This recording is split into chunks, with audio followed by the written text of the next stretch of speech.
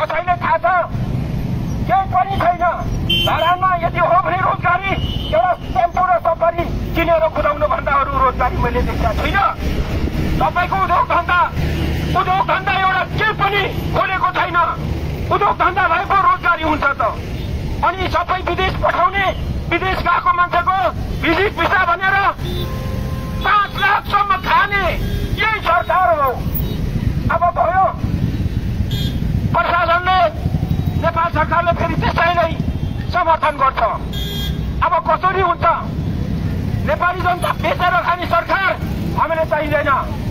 नेपाली जनता बेचेर खानेलाई आउँदो 84 चुनावमा पश्चाताप जबसम्म हुँदैन, एउटा भातको भरमा मासु र रक्सीको भरमा भोट हाल्यो भने तपाईँ मात्र होइन, छोराछोरीदेखि लिएर चाहिँ पुस्तौसम्म यो देशमा यस्तै पीडित भएर हामी बस्ने छौँ। त्यसले गर्दाखेरि चुनाव भनेको सानोतिनो होइन। चुनावले नै हो देश विकास गर्ने, चुनावले नै हो कङ्गाल बनाउने, राष्ट्र जनता कङ्गाल बनाउने, दलाल चोर फटा पुँजीवादी बनाउने पनि चुनावले नै हो। यसो भन्दै गर्दाखेरि हाम्रा दलका साथीहरूले सुन्दाखेरि गाह्रो हुन्छ, सुन्नु मन लाग्दैन। आउनुहोस् हामी नयाँ विचार लिएर यो देशलाई स्वर्ग बनाउने हो। जापानको माटो पनि नेपालको माटो जस्तै हो। युकेको माटो पनि नेपालकै माटो जस्तै हो। हावापानी त्यही हो। अमेरिकाको माटो पनि नेपालकै माटो जस्तै हो। अनि त्यो ठाउँमा विकास हुन्छ भने नेपालमा कसैले विकास हुँदैन। त्यो विकास खोइ पार्टीहरू, दलहरू, राजनीतिक दलहरू आज सबै पर्सेन्टेजमा सरकारको पैसाले जनताको पैसा खायो पेट यत्रो बनाएर हिँडेका छन्। कति दिन हिँड्नुहुन्छ? आगो बल्छ ठुलो मजाले पेट फुलाउँदै बस्नु होला। के अरे बलमा पनि धेरै हावा हाल्यो भने त्यो बल पड्किन्छ। हावा धेरै भयो भने धेरै ठुलो हुन्छ, डम्मै पड्किन्छ। ब्लडर जस्तो होइन, ब्लडर जस्तो सम्झिने होइन। यो देश ख्याल होइन। यो राष्ट्र र देशलाई बचाउनु पर्छ र समग्र देशको विकास गर्नुको लागि भिजन योजना हुनु पर्यो। स्ट्यान्ड गरेर भिजन हुनु पर्यो। त्यहाँ संसद भवनमा एउटा पदमा गएर स्ट्यान्ड नगर्नुहोस्, केको स्ट्यान्ड भाषण नगर्नुहोस्। त्यस्ता मान्छेलाई आँखा छारो हाल्ने त्यस्ता खालको भाषणलाई हामी बचाउने बेला छैन। हामीले प्रत्यक्ष रोजगारी चाहियो। देशको जनतालाई जबसम्म रोजगारी दिँदैन तबसम्म हतियार पनि उठाउनु पर्छ। जनआन्दोलन मात्र होइन, युद्ध नेपालमा फेरि आवश्यकता आयो। यस्तै दलाल चोर फटाहरू पुँजीवादी दोषकी सामग्रीहरूको अवशेष बढ्यो। यसैले तपाईँको चाहिँ अब फेरि जनयुद्धको खाँचो परेको छ। त्यसैले गर्दाखेरि अब नेपाली जनता तयारी हुँदै गर्नु। 84 पछाडिबाट सुरु हुन्छ। यो देशको अवस्था, यो वातावरणले अटोमेटिक यो ल्याएको हो। हाम्रो रहरले होइन, बाध्यताले हो। सहकारीको पैसा चोर्ने गर्नुहोस्, सहकारीको पैसा खाँदै गर्नुहोस्। नेपाली जनता विदेशै पठाउनुहोस्, नेपालमा बसेर हात मुख नजोड्ने बनाउँदै गर्नुहोस्। शिक्षामा, स्वास्थ्यको चाहिँ बिमार उपचार गर्नुभयो भने पैसा छैन। यस्ता खालको दल, कस्ता खालको दलका मान्छे लाज शरम छैन। स्वास्थ्य बिमा गरेर उपचार गर्नु जाँदाखेरि हस्पिटलमा त पैसै छैन, हामी दिनु सक्दैनौँ। त्यस्तो नि हुन्छ। नियम कानुन छैन। नेपाल सरकार राजनाम दिएर गयो हुन्छ। त्यहाँ चुङ गरेर झगडा गरेर त्यहाँ नबसे हुन्छ। संसदमा तपाईँहरू झगडा गर्ने ठाउँ होइन त्यो। देश विकास र जनताको समस्या हेर्ने ठाउँ हो त्यो संसद भवन। आज तपाईँहरू त्यो संसद भवनमा गएर यसले खायो उसले खायो भनेर तपाईँहरू झगडा गरेर बसे। तपाईँको बलियो संसद भवन होइन त्यो पुँजीवादी दलाल भ्रष्टाचारीहरूको संसद भवन भयो। यसैले गर्दाखेरि जबसम्म जनता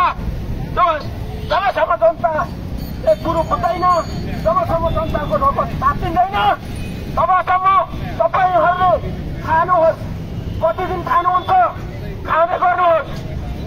म के भन्न चाहन्छु भने यत्रो देशमा सहकारी आतंक भएको एउटा मान्छेले एउटा संसद एउटा मन्त्रीले कान हाले त मरिजाउँ। अझै सहकारीमा एउटै मान्छे त्यो रविलाई अझै मुद्दा हाल्दै गरेको छ।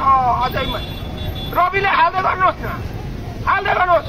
रवि लामी छाने त्यहाँ चुनाव नलडे पनि उसको पार्टीले त्यसै जित्छ। एक्कारोस रविलाई हाल, तर चुनाव चाहिँ उसैको हो। उसैले जित्छ।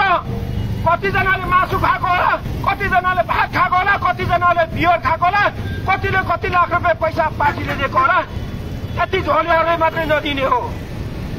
अरू जनतालाई समस्या परेको गुरु बुझ्नेहरूले भोट हाल्नेवाला छैन। त्यसैले गर्दाखेरि हामी यहाँ छुट्टो बनेर यो भानु चौकमा त्यसै आएर यहाँ फटफट्याएको होइन, घाँटी सुकाउनुको लागि त्यसै आएको होइन। सरकारी दलालहरूलाई कारवाही गर्नु पर्यो नि। किन गर्दैन नेपाल सरकार? स्थानीय सरकार कहाँ लुक्या छस्? जंगलमा छस् कि कुलोमा छस् कि घरमा अफिसमा लुकेर बसेका छ? हेर्नुहोस्, आउँदा चुनावमा तपाईँको नाम लियो भने आगो बोल्छ। जब जनतालाई समस्या परेको पीडित परेको एक वचन सहयोग नगर्ने स्थानीय सरकार र नेपाल सरकारका पार्टीका दलका मान्छेहरू, दलका साथीहरू, मलाई के पोइन्ट किन गर्नुहुन्छ? मलाई टार्गेट किन बनाउनु छ? प्रत्यक्ष यहाँ आउनुहोस् न, भानु चौकमा आउनुहोस्। सहकारीको पैसा हाम्रो पार्टीले दिलाउँछ भनेर भन्नुहोस्। पार्टीले हामी उसलाई कर दिनेछौँ। तर सहकारीको पैसा दलले उठाउँदैन। त्यो पार्टी 84मा आफ्नो गरे हुन्छ, टोलटोलमा भोट माग्नु नआए हुन्छ। तिमीहरूको त्यो कट्टु जस्तो झण्डा फरफराएर नआउनु होला। हामी पनि तयार भएर बस्छौँ, ज्यान फाल्छौँ। त्यतिखेर हाम्रो यो चोर फट्टा पुँजीवादी सोचकी सामन्तीसँग ज्यान फाल्नु तयार छौँ हामी। मलाई आज परो, मलाई खाने बाघले भोलि तपाईँहरूलाई पनि खान्छ, देशव्यापी जनतालाई खान्छ।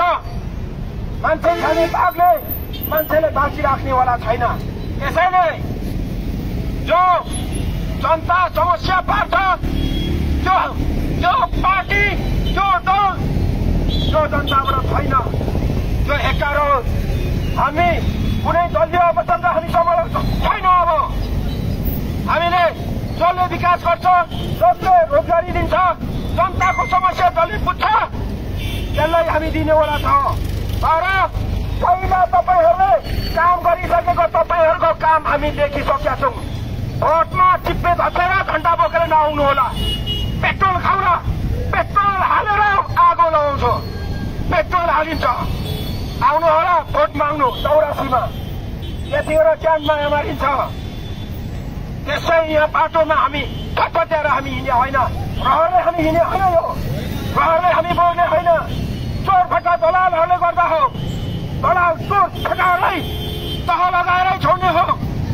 जबसम्म देशमा चोर दलालहरू जबसम्म तह लाग्दैन, यो देश विकास गर्ने पनि हुनेवाला छैन।